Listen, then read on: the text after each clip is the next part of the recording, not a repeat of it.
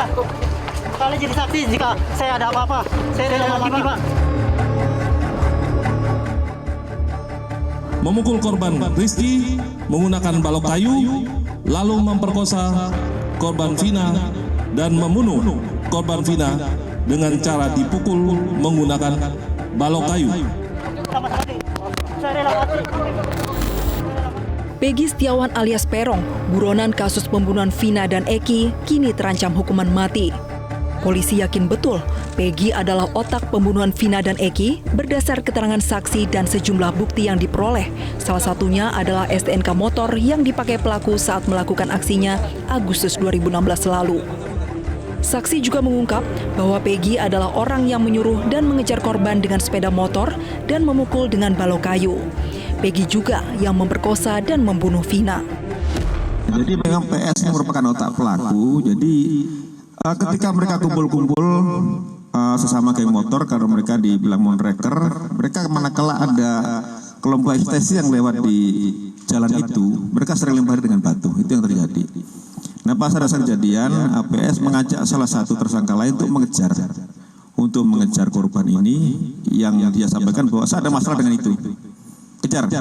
Jadi yang menurut keterangan salah satu pelaku juga bahwa yang melakukan persetubuhan terhadap Vina di bawah umur pada saat itu sudah dalam kondisi pingsan.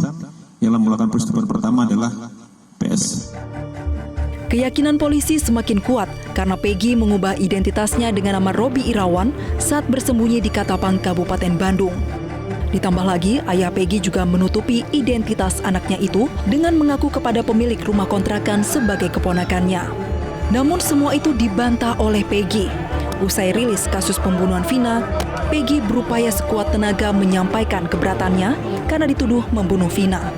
Saat digiring masuk ke dalam tahanan, ia sempat mengaku rela mati jika memang benar membunuh Vina. Apa yang bisa meyakinkan bahwa Anda tidak benar-benar membunuh Eki dan juga Vina, Peggy? Kenal dia. Tidak kenal sama sekali. Sama sekali tidak. Bagaimana dengan pelaku yang lain? Tidak kenal. Mereka hanya kenal teman, Pak. Teman, tapi Anda betul. Tidak, sama sekali, Pak. Tidak, saya rela mati. Udah. Kalian jadi saksi kalau saya Pada mati. saat tanggal 27 Anda di mana pada saat Di kejadian? Katapang. Di Katapang. Saya di Katapang. Anda tidak ada di rumah? Tidak ada. Sama sekali. Saya rela mati. Saya rela mati, Pak. Saya rela mati. Saya tidak merasa bersalah. Keterangan yang tadi benar semua, Pak? Tidak. Saya tidak ikutan geng apa-apa. Apakah Anda memperkosa? Tidak, sama sekali. Ini adalah fitnah. Kalian jadi saksi jika saya ada apa-apa. Saya rela mati, Pak. Usia Anda berapa? 28 sekarang. Sampai sini, Bu. Tuh. Udah, Ibu. Udah. Sang ibu juga yakin Peggy tidak bersalah. Kartini pun menyalahkan Aep yang dianggap memberikan kesaksian palsu yang merugikan putranya. Saya nggak terima, kan anak saya tidak bersalah sama sekali.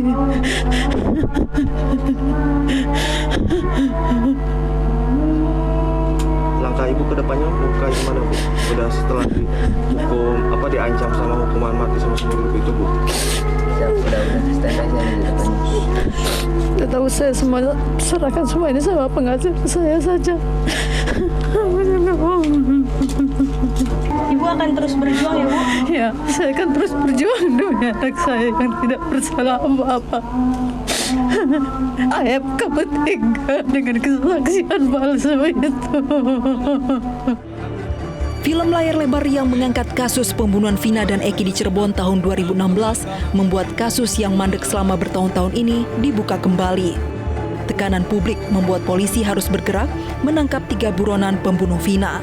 Namun polisi meralat buronan yang awalnya 3 orang menjadi 1 orang dan Peggy adalah tersangka terakhir. Tak sedikit yang mempertanyakan mengapa 2 buronan lain mendadak hilang. Tim Liputan Metro TV. Oke, Prof. Lalu polisi juga mengungkap bahwa saat buron, Peggy berganti nama sehingga menyulitkan polisi. Padahal motor Peggy sudah sempat disita pada waktu itu. Menurut Anda bagaimana polisi bisa kehilangan jejak? Ya, saya kira bukan kehilangan jejak ya. Memang ini dalam era sekarang no viral no justice ya. Sehingga ini perkara ini kan viral kembali. Sehingga pengungkapan perkara ini sepertinya masih berdasarkan bukti ketika 8 tahun yang lalu. Sehingga dari mana, kendaraannya siapa, pekerjaan siapa, orang tuanya siapa, alamatnya di mana, yang sekarang berubah, ya itu saya kira kalau kita melihat suatu bentuk sikap mensrea, sifat melawan hukum dari yang bersangkutan, itu sudah kelihatan sekali dengan merubah bentuk, merubah ini dan sebagainya. Itu saya kira yang tetap kekeh oleh penyidik itu dalam suatu penetapan tersangka pada siang kali ini. Ya, kalau melihat dari fakta yang kemudian juga diungkap oleh polisi bahwa sang ayah pada saat buron juga tidak mengakui bahwa Peggy adalah anaknya, Peggy adalah keponakannya yang kemudian diakui kepada pemilik kos di Bandung. Apakah ada upaya pada waktu itu untuk mengaburkan jenjang kalau begitu? Anda melihatnya seperti apa? Setiap pelarian ada potensi seperti itu, Mbak. Jangankan terkait perkara-perkara biasa, perkara-perkara luar biasa apalagi. Setiap pelarian atau DPO itu menghilang jejak. Bahkan kalau orang berduit merubah wajah, ini yang harus kita lihat. Oleh karena itu Polri saya kira sudah tidak terjebak dalam masalah-masalah perubahan itu. Yang penting bukti ketika awal disampaikan ditangkap lidik itu masih ada, keterangan-keterangan ada. Oleh karena itu kemudian nanti pemeriksaan kepada terdakwa yang sekarang sudah diperiksa kembali tentang status tersangka ini sehingga tidak ada suatu permasalahan terhadap keraguan atas Peggy yang bersangkutan. Oke, yang kemudian juga dinilai sebagai kejanggalan dari kasus ini, kuasa hukum Peggy mengatakan motor sudah disita tapi tidak langsung ditangkap.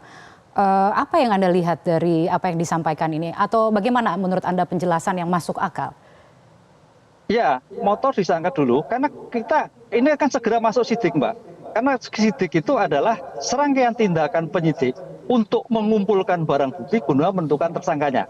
Nah, pertanyaan Polda Jawa Barat saya kira berbasis pada bukti-bukti yang ada, baru penentuan yang bersangkutan. Ini saya kira tingkat kehati-hatian Polda Jabar untuk menentukan status tersangka. Karena belajar dari yang kemarin, jangan sampai apalagi di sorotan masyarakat ada suatu kekeliruan.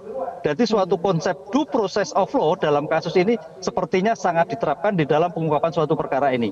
Karena perkara ini mendapatkan sorotan publik masyarakat Indonesia. Iya, sorotan yang luar biasa sekali bahwa kemudian Peggy diduga adalah pelaku utama. Apakah kemudian lazim Peggy yang paling belakangan justru ditangkap setelah 8 tahun kasus ini berjalan? Lah, ya belum tentu, Pak. Makanya ini rekonstruksi kembali. Sebetulnya pelaku utama siapa? Oleh karena itu dalam pengungkapan perkara ini tidak cukup Peggy.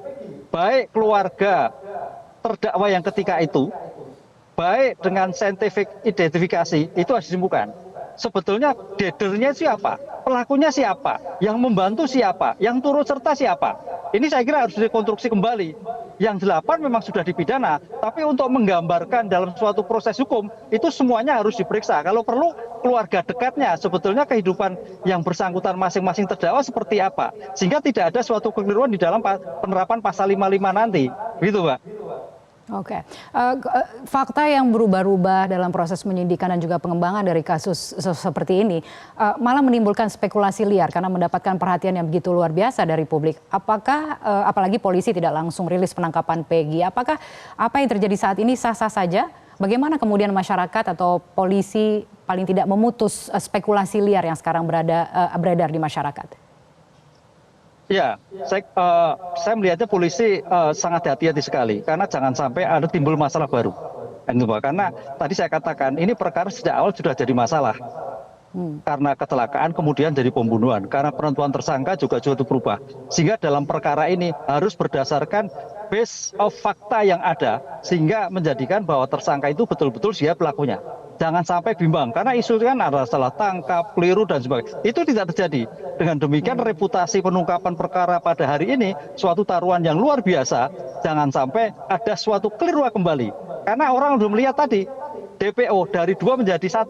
Kok 1 keliru itu kan suatu yang tidak profesional, Mbak. Sehingga kalau toh 1 ini betul-betul sebagai pelaku, betul-betul sebagai deder bahwa dia adalah sebagai otaknya. Itu yang saya kira menurut pengamatan polisi seperti itu, Mbak.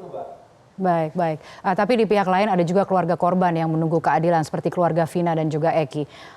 Artinya bagaimana kemudian dalam proses selanjutnya kita menyikapi perkembangan kasus ini? Karena kita melihat belum lagi sekarang ada fakta terbaru yang terungkap dari sesama kuli bangunan teman dari Peggy Suharsono yang mengatakan bahwa Peggy bersamanya saat kejadian itu terjadi. Bagaimana seharusnya kemudian kita melihat semua ini? Ya, itu kan baru keterangan-keterangan. Makanya bicara hukum, bicara bukti. Kan gitu kan. Apalagi nanti di persidangan. Barang siapa yang menuduh harus membuktikan. Dengan demikian, bukti-bukti 8 tahun yang lalu, saya kira masih akurat. Memang lama, tapi 2016 itu suatu bukti-bukti yang tanda petik suatu yang tidak lama. Artinya belum hilang semua kan itulah. Dengan demikian bukti-bukti yang kemarin dikulik kembali, dilihat kembali, sehingga bisa menggambarkan bahwa pelakunya adalah Peggy yang sekarang ini. Baiklah Prof, nampaknya kehati-hatian lah yang harus dikedepankan ke depannya kalau begitu. Terima kasih Prof Hipnu telah bergabung bersama kami di Metro hari ini. Jelajahi cara baru mendapatkan informasi. Download Metro TV Extend sekarang.